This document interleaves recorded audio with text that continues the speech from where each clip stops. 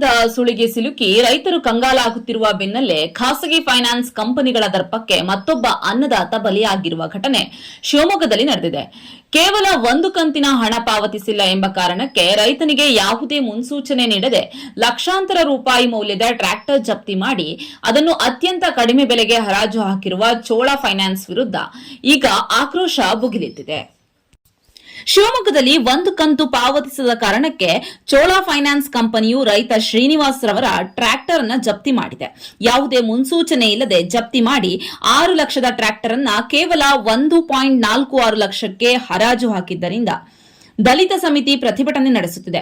ಏನಪ್ಪಾ ಇದು ಘಟನೆ ಅಂತ ನೋಡೋದಾದ್ರೆ, ಶಿವಮೊಗ್ಗದ ಹೊಳೆ ಸ್ಟಾಪ್ ಬಳಿ ಇರುವ ಚೋಳ ಫೈನಾನ್ಸ್ ಶಾಖೆಯಲ್ಲಿ ರೈತ ಶ್ರೀನಿವಾಸ್ ರವರು ಕೃಷಿ ಚಟುವಟಿಕೆಗಾಗಿ ಟ್ರ್ಯಾಕ್ಟರ್ ಖರೀದಿಸಲು 6 ಲಕ್ಷ ರೂಪಾಯಿ ಸಾಲ ಪಡೆದಿದ್ರು.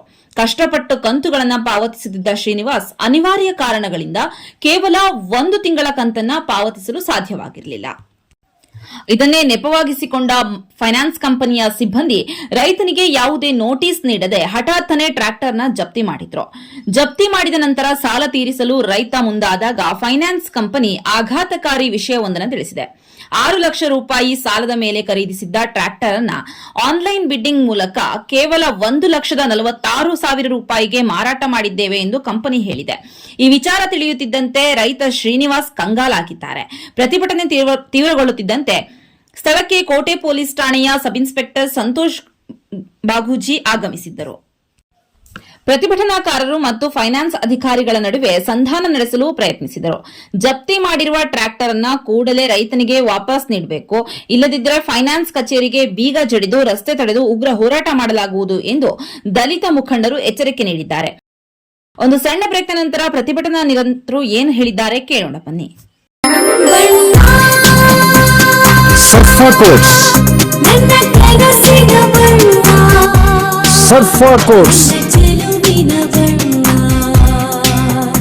ಕೋಟ್ಸ್ ರವರ ಸುದೀರ್ಘ ಬಾಳಿಕೆಯ ಸುಂದರವೂ ಆದ ಜಲಾಧಾರಿತ ಪರಿಸರ ಸ್ನೇಹಿ ಪೇಂಟ್ಗಳನ್ನೇ ಬಳಸಿ.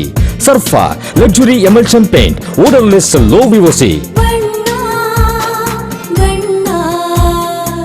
Good for health, good for earth. Surfa coats. ನಮ್ಮ ನಂಜಪ್ಪ ಆಸ್ಪತ್ರೆಯಲ್ಲಿ HPV ವ್ಯಾಕ್ಸಿನ್ ಡ್ರೈವ್ ಸ್ಟಾರ್ಟ್ ಮಾಡಿದೀವಿ. HPV ಹ್ಯೂಮನ್ ಪ್ಯಾಪಿಲೋಮಾ ವೈರಸ್ ತುಂಬಾನೇ ಸಾಮಾನ್ಯವಾಗಿ ಇರುವಂತಹ ವೈರಸ್. ಈ ಗರ್ಭಕಂಠ, ಯೋನಿ, ಪುರುಷರಲ್ಲಿ ಶಿಶ್ನದ ಕ್ಯಾನ್ಸರ್, ಗುದದ್ವಾರ, ಗಂಟಲು ಕ್ಯಾನ್ಸರ್ಗಳಾಗುವಂತಹ ಚಾನ್ಸಸ್ ಇರುತ್ತೆ. ಒಂದು ವ್ಯಾಕ್ಸಿನ್ ಹಲವಾರು ಕ್ಯಾನ್ಸರ್ಗಳನ್ನ ಪ್ರಿವೆಂಟ್ ಮಾಡಬಹುದು. 9 ರಿಂದ 45 ವರ್ಷದೊಳಗಿನ ಮಹಿಳೆಯರು ಹಾಗೂ ಪುರುಷರು ಇದಕ್ಕೆ ಎಲಿಜಿಬಲ್ ಇದ್ದಾರೆ. ಇದರಲ್ಲಿ 2,000 HPV ವ್ಯಾಕ್ಸಿನ್ ನಾವು ಡಿಸ್ಕೌಂಟೆಡ್ ಪ್ರೈಸ್ 1,500ಕ್ಕೆ ಕೊಡ್ತಾ ಇದ್ದೀವಿ. ತಪ್ಪದೆ ಈ ಆಪರ್ಚುನಿಟಿನ ಯೂಸ್ ಮಾಡ್ಕೊಳ್ಳಿ. Looking for a little joy in every bite? Dairy Fresh Ice Creams brings you 50+ natural flavors with no added colors and the real taste of fresh fruits. Made with goodness from the Malenadu region. Dairy Fresh Ice Creams, a little joy for all.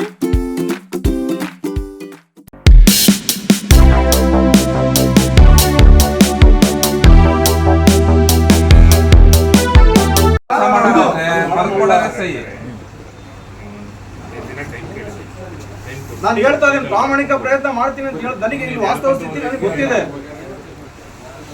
ನಮ್ಮ ಹೋರಾಟಕ್ಕೆ ದಯವಿಟ್ಟು ನೀವು ಅಡ್ಡಿಪಡಿಸಬೇಡಿ sir. ನಮ್ಗೆ ಯಾರು ತೊಂದರೆ ಕೊಟ್ಟರೆ ನಾವೇ ಕಾಲ್ ಮಾಡ್ತೀವಿ ಸರ್. ನಾವು ನಮ್ಗೆ ಏನಾದ್ರು ತೊಂದರೆ ಆದ್ರೆ ನಾವು ಕಾಲ್ ಮಾಡ್ತೀವಿ ಸರ್. ನೆಕ್ಸ್ಟ್ ನೀವು ಬಂದಲ್ಲ ಸರ್, ನಿಮ್ ವಿರುದ್ಧವಾಗಿ ನಾವು ಘೋಷಣೆಗೆ ಹೋಗ್ತೀವಿ ಸರ್. ಲೀಗಲ್ ಆಗಿ ನಮಗೆಲ್ಲ ಗೊತ್ತಿದೆ ಸತ್ಯ ಏನಿದೆ ಅಂತ. ನಾವು ಇನ್ನ ಸರ್ ನಾವು ಪ್ರತಿಭಟನೆಗೆ ಇದ್ ಮಾಡ್ತೀವಿ ಸರ್. ನಾವು ಅಷ್ಟೇ ಕೇಳಿದಕ್ಕೆ ಮಾಡಲ್ಲ ಮರಿ ಸರ್. ನಮ್ಮ ಗಾಡಿ ರೇಟ್ ಎಷ್ಟಿದೆ ಸರ್ ನಿಮ್ಗೆ ಗೊತ್ತಿದ್ದಂಗೆ ನೀವು ಇದ್ ಮಾಡೋದು ಒಂದು ಅಂದಾಜು. ಇಲ್ಲೇ ಲೋನ್ ಕೊಟ್ಟಿರೋದು 6 ಲಕ್ಷ. ಆಯ್ತು, ಬರ್ಕೊಳ್ಳಿ ಸರ್. ನೀವು ಅಷ್ಟೇ ನೀವು ಬರ್ಕೊಳ್ರಿ. 6 ಲಕ್ಷದಲ್ಲಿ ನಮ್ ಗಾಡಿಗೆ ಏನ್ ಗೊತ್ತಾ, 6,25,000 ಅಷ್ಟೇ ಗಾಡಿದು ರೇಟ್ ಇರೋದು. ಏನು 15 ಲಕ್ಷ ಇಲ್ಲ. 6 ಲಕ್ಷ ಇದೆ ಅಂತ 1.5 ಲಕ್ಷ ಇವರು ಇದು ಕಟ್ಟಿದ್ದಾರೆ ಡೌನ್ ಪೇಮೆಂಟ್. ನೀವು ಬರ್ಕೊಳ್ಳಿ ಸರ್. ಅದೆಲ್ಲ ಬೇಡ, ಲೀಗಲ್ ಆಗಿ ಬರಿಬೇಡ್ರಿ. ಜಸ್ಟ್ ಸುಮ್ಮನೆ ಬರ್ಕೊಳ್ರಿ. 2023 ಗಾಡಿ ನಿಮ್ದು ಯಾವಾಗ ಇದು ಬಿಟ್ಟಿರೋದು ನೀವು ಸಾಹೇಬ್ರೆ? ಗಾಡಿ ಬಿಟ್ಟಿರೋದು ಯಾವಾಗ? ನಿಮ್ಗೆ ತಡಿ ಸರ್, ನಾವ್ ಹೇಳ್ದಷ್ಟು ಬರ್ಕೊಳ್ಳಿ ಸರ್. ನೀವು ಸುಮ್ಮನೆ ವ್ಯಾಲ್ಯೂ ಇಲ್ಲ ಅಂದ್ರಲ್ಲ ಗಾಡಿಗೆ ಹೇಳ್ತಿರೋದು. 1.5 ಲಕ್ಷ ಬರ್ಕಂದ್ರ ಬರ್ಕೊಳ್ಳಿ ಸರ್. ನಿಮ್ಗೆ ಲೀಗಲ್ ಆಗಿ ಅದ ನಮ್ಗೆ ಕೊಡ್ಬೇಡ್ರಿ ಸೇನಕ್ಕೆ. ಸುಮ್ಮನೆ ಬರ್ಕೊಳ್ರಿ. ಆಮೇಲೆ ಅಥವಾ ಯಾರೇನು ಬೆಂಕಿ ಹಚ್ಕೊಂಡು ಸತ್ತೋಗ್ತೀವಿ ಇದ್ರ ವಿಚಾರದಲ್ಲಿ ನಾವು ವಿಫಲ ಆದ್ರೂ ಅಂದರೆ ನಾವು ಎರಡರಲ್ಲಿ ಒಂದು ಮಾಡ್ಕೊತೀವಿ. ಸತ್ಯವಾದ ವಿಚಾರ ಹೋರಾಟಕ್ಕೆ ನಮಗೆ ವಿಫಲತೆ ಕಂಡ್ರೆ ನಾವು ಖಂಡಿತ ಇವತ್ತು ಯಾವ್ದ್ರಲ್ಲಿ ಒಂದು ಮಾಡ್ಕೊತೀವಿ ಸರ್. ಇದಕ್ಕೆ ಕಾರಣಕರ್ತರು ನೀವು ಇದ್ರಿ ಇಲ್ಲಿ ನಿಮ್ಮ ಎದುರಿಗೆ ಹೇಳ್ತೀವಿ, ಅವ್ರಿಗೆ ಎರಡರಲ್ಲಿ ಒಂದು ಕೊಡ್ಬೇಕಂತ. ಅದು 15 ದಿನ ಆಗಿರಲಿ, ಇನ್ನ 20 ದಿನ ಆಗಿರಲಿ. ಈಗ ಇವತ್ತು ಬಂದು ಇವತ್ತೇ ಕೇಳ್ತಾ ಇಲ್ಲ, ಅವ್ರು ಕೇಳಿ ಟೈಮ್ಗಳೆಲ್ಲ ಮೀರಿ ಮತ್ತೆ ಟೈಮ್ ಕೇಳ್ತಾ ಇದ್ದೀವಿ. ಕಂಪ್ಲೇಂಟ್ ಯಾಕೆ ಕೊಡೋಣ ಸರ್ ನಾವು? ನಮಗೆ ಪೊಲೀಸ್ ಹತ್ರ ಕೊಟ್ಟಿದ್ರ ಪಾಪ ಅವರು, ಅವ್ರ ಹತ್ರ ಯಾಕೆ ಸರ್ ತೊಂದರೆ ಕೊಡೋಣ ಪೊಲೀಸರು ನಮಗೆ? ಅವ್ರಿಗೂ ಒಂದು ಬೆಲೆ ಉಳಿಸ್ಬೇಕು ನಾವು. ಸರ್ ಈಗ 3ನೇ ತಾರೀಕು ಒಳಗೆ ನಾನು ಆಯ್ತು, ಅದನ್ನೇ ಮೀಟಿಂಗ್ ಅಲ್ಲಿ ನಾನು ಕೊಡಲ್ಲ ಸರ್. ಅದಾದ್ಮೇಲೆ ಅಕಸ್ಮಾತ್ ಆಗಿಲ್ಲ ಅಂದ್ರೆ ಅವ್ರು ಏನ್ ಬೇಕಾ ಮಾಡ್ತೀನಿ.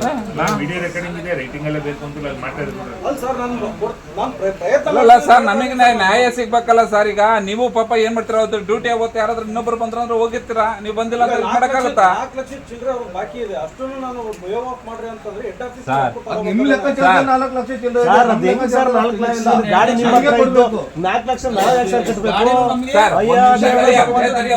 ಸರ್, ಒಂದು ಪೆನ್ನು ತಗೊಂಡ್ರಿ, ಪೇಪರ್ ತಗೊಂಡ್ರಿ, ನಂಬರು ಎಷ್ಟು ಕಟ್ಟಿದೆ ಸರ್ ಗಾಡಿ ಫಸ್ಟ್ ಬಿಡಿಸಬೇಕಾರೆ? ಸಿಂಪಲ್ ಆಕ್ರೆ ಹೇಳ್ತೀನಿ ಲೆಕ್ಕ. ಫೈನಾನ್ಸ್ ಇಂದ ಇದೇ ತರ ಇವರು 1 ತಿಂಗಳಲ್ಲೇ ಹೇಳಿದ್ರೆ ನಾವು ಗಾಡಿ ಹಿಂಗೆ ಅರೇಂಜ್ ಮಾಡ್ತೀವಿ ಅಂತ ಹೇಳ್ಬಿಟ್ಟು ಇವರು ಈ ತರ ಮಾಡಿದ್ರೆ, ಇವ್ರು ಅವತ್ತೇ ಏನೋ ಒಂದು ವಿಷ ಕುಡ್ದು ಏನೋ ಮಾಡ್ಕೊಂಡು ಯಾವ್ದೋ ರೀತಿಯಲ್ಲಿ ಗಾಡಿ ಉಳಿಸ್ಕೊಂತಿದ್ರು. ಇವ್ರು ಗಾಡಿ ಮತ್ತೆ ತರಂತ ಅಂತ ಹೇಳ್ಬಿಟ್ಟು 1-2 ದಿನ 3 ದಿನ ಬಿಟ್ಟು ದುಡ್ಡು ಅಡ್ಜಸ್ಟ್ ಮಾಡ್ಕೊ ಅಂತ ಹೇಳ್ಬಿಟ್ಟು ಹೇಳಿ ಬಂದಿದ್ರು.